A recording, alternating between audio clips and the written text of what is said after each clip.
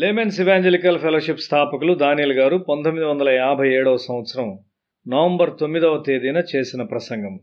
మత్తయి సువార్త 3వ అధ్యాయం 17వ వచనము. మరియు ఇదిగో ఈయనే నా ప్రియ కుమారుడు, ఈయన యందు నేను ఆనందించున్నానని ఒక శబ్దము ఆకాశము నుండి వచ్చెను. యోహాను యేసునకు బాప్తిస్మిచ్చున్నాడు. అతడు దాన్ని చేయుటకు అయోగ్యునిగా ఎంచుకున్నాడు మరియు దాన్ని యేసునద్ద ఒప్పుకున్నాడు. అయితే యేసు ఎప్పటి వలనే బాప్తిస్మము జరిగించమని అడిగాడు.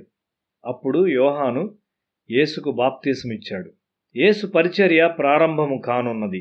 తన సిద్ధపాటు పూర్తి అయినదని మరియు అది దేవుని యొక్క ప్రమాణము ద్వారా అంగీకరించబడినదని తండ్రి నుండి ఈ నిశ్చయత యేసునకు అవసరమై ఉన్నది.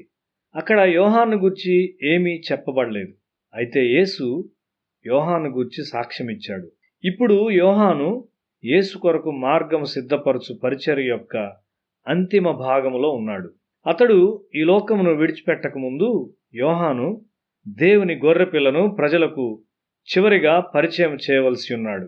ఆయన తల్లి తప్ప ఇతరులెవరూ ఆయన్ను గుర్తించలేనంతగా యేసు తన చుట్టూ ఉన్న ప్రజలతో కలిసిపోయాడు. అయితే లోకమునకు ఆయన్ను పరిచయం చేయుట ఆమె పని కాదు, కాబట్టి ఆమె దాన్ని చేయలేదు. యోహాను తల్లి మరియు యేసు తల్లి సమీప బంధువులైనను యేసు ఎవరో యోహాను కూడా తెలియనివానిగా ఉన్నాడు.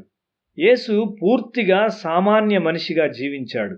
ఆయనను తన శిష్యులకు మరియు తన చుట్టూ ఉన్న ప్రజలకు అతడు పరిచయం చేయుటకు, మెస్సియాగా గుర్తించుటకు దేవుడు యోహానుకు ఒక సూచన ఇవ్వవలసి ఉండినది. ఇశ్రాయేలులో ప్రవక్తలు లేని 400 సంవత్సరముల చీకటి కాలం తరువాత పాప క్షమాపణ కొరకైన మారు మనసునందు సందేశంతో యోహాను వచ్చాడు. ప్రజల యొక్క విశ్వాసము చాలా తక్కువ స్థాయిలో ఉన్నది. అప్పుడు ప్రవచనాల ప్రకారము ఏలియా ఆత్మ కలిగిన వాడై బాప్తిస్మమిచ్చే యోహాను వచ్చాడు. ఇశ్రాయేలు చరిత్రలోని అనేక సమయాల్లో పశ్చాత్తాపం బోధించబడింది.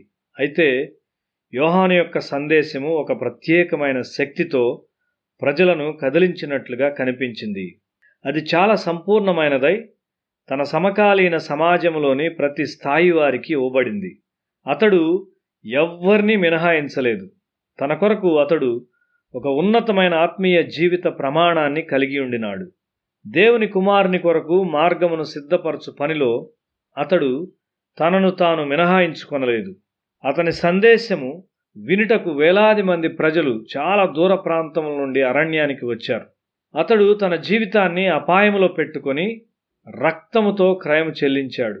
దేవుని కొరకు మన ప్రాముఖ్యతను నష్టపరుచుకొనుటకు మనం ఇష్టపడవద్దా?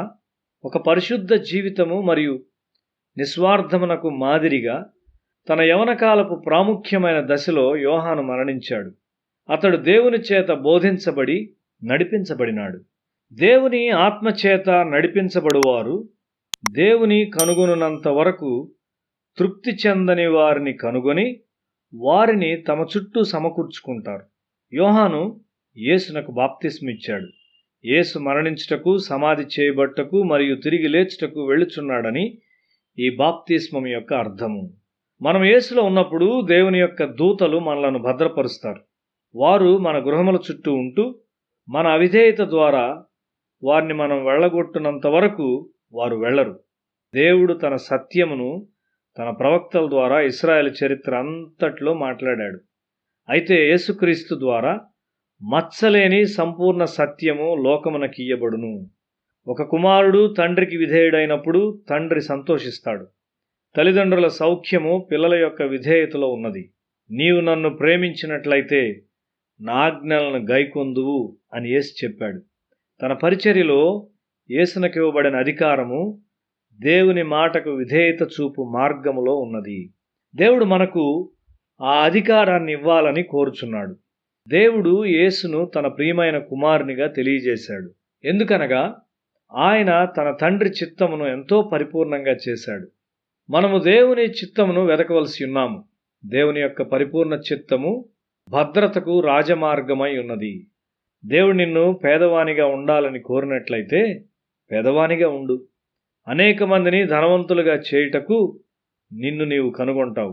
యేసు ఎల్లప్పుడూ తండ్రి చిత్తమును చేశాడు. ఒకసారి ఒక ప్రార్థనా స్థలాన్ని నుండి నేను తిరిగి వస్తుండగా అక్కడ కటిక చీకటి.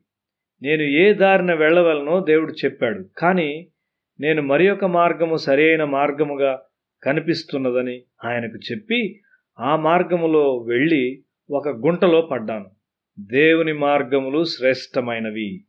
నీకు ఏమి జరిగినను ఆయన చిత్తములో ఉండుము.